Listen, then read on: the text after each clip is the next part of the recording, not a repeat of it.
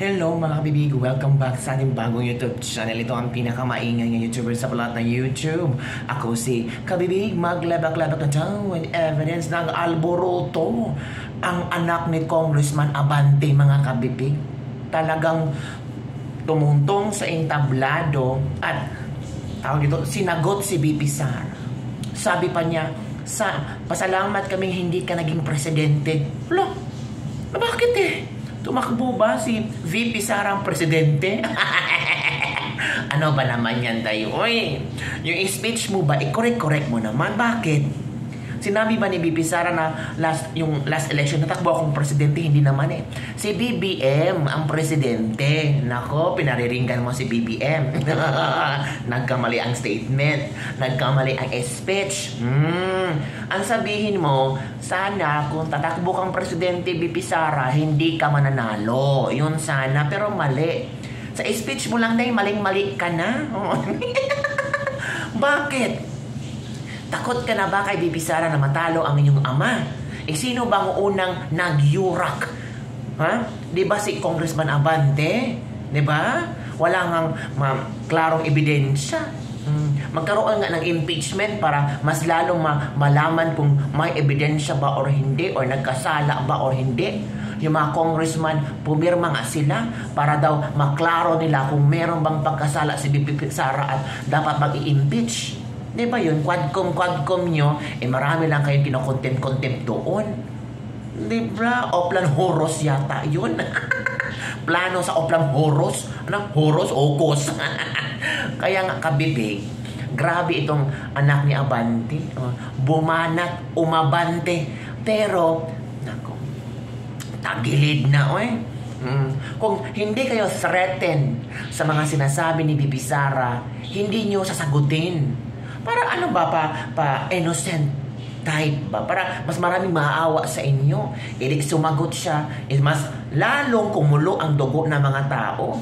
Mas lalong dinipansahan niya ang mali ng kanyang ama. Kasi ang reaction ni BP Sara, mali ang kanyang ginawa. Walang respeto si Abante. Diba? So mas kinonsinti ng anak ang mali ng kanyang ama. Nako po. The more people don't like you, the more people question about Congressman Abante. Di ba mga kabibig? Ay, alam niyo na kabibig. So, sana pagkatapos ng election, maging okay na lahat. Ang sabi ng iba, baka matalo yan si Abante kasi talagang pinuntahan ni BP Sara. Oo, tumayo sa entablado. Oo, tapos sino ang picture ni Abante. Oo, talaga nakadila-dila. So panoorin nyo kung gaano or paano sinagot ng anak ni Abante si VP Sara. At bakit triggered, threatened na threatened. Kung walang maling ginawa ang kayang ama, manahimik na lang siya. So it means nagsalita siya, merong something na ginawa ng kanyang ama. Hindi ka bibig, inipensahan lang niya ang kanyang ama. Si BP Sara hindi nagkaganon kung walang ginawa si Abante kay BP Sara. Diba? Gets nyo? Tapos ngayon, putak ng putak kayo na nagsalita na ang VP Sara. So, gusto niyo lang si Abante lang puro magsasalita. Hayaan na ni VP Sara. Kaya sabi ni VP Sara, hindi ako ang tumatakbo. Kayo ang tumatakbo. Kaya, eto kabibig, watch this video. Dahil hindi kayang takpan ng inyong paninira ang kakulangan nyo sa serbisyo dito sa ating distrito. Hindi pa sila doon natigil. Naghanap pa ng dayo. Kala mo liga? May hugot?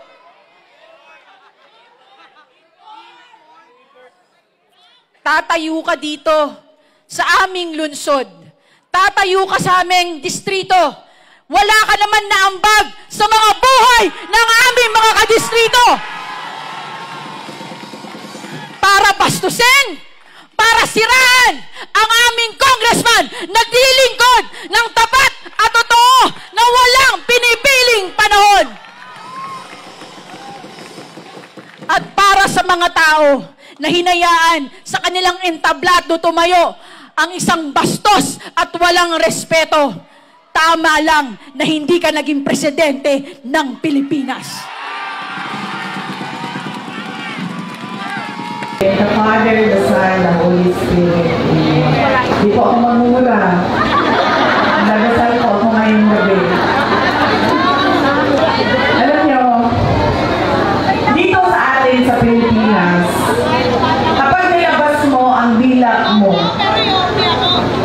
sa ibang kultura, ano yan, pagpapakita ng malakas ka, matapang ka. Pero dito sa atin,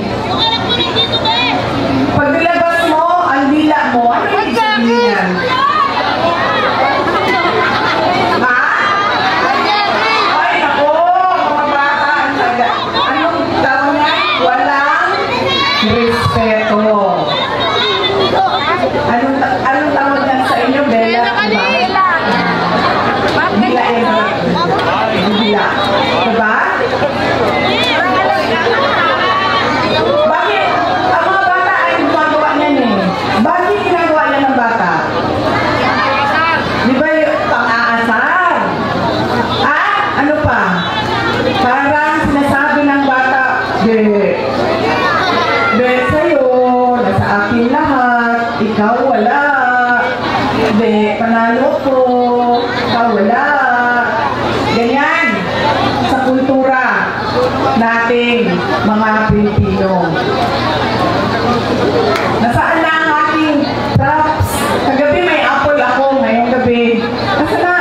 No. Labas mo ang props ko.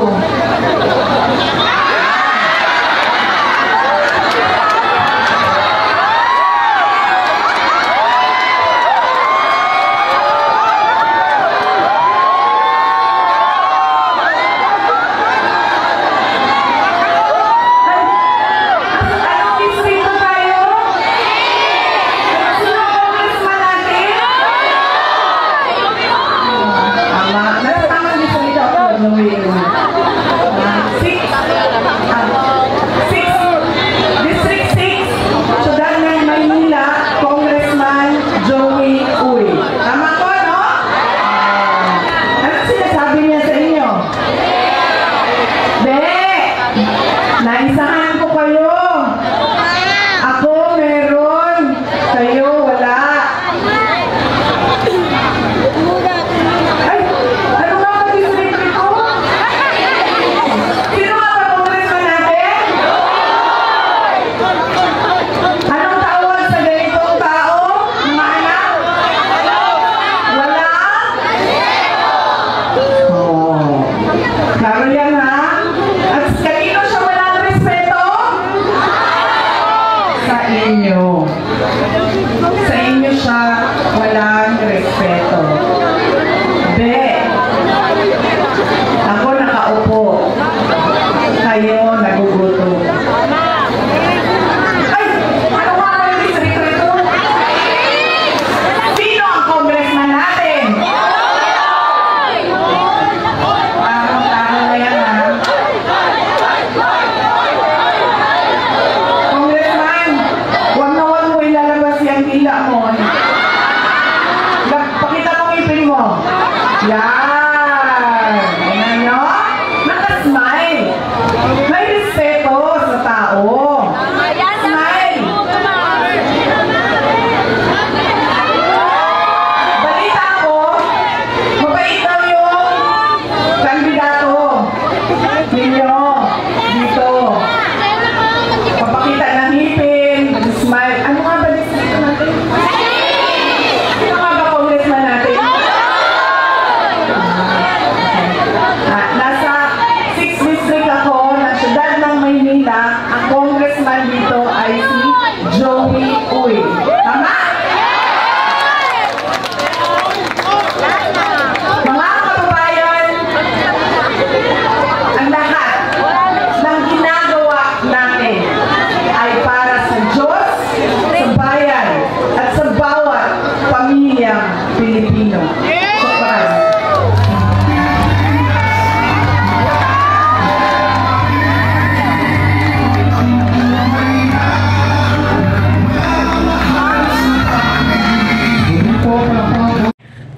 So yun na nga mga kabibig.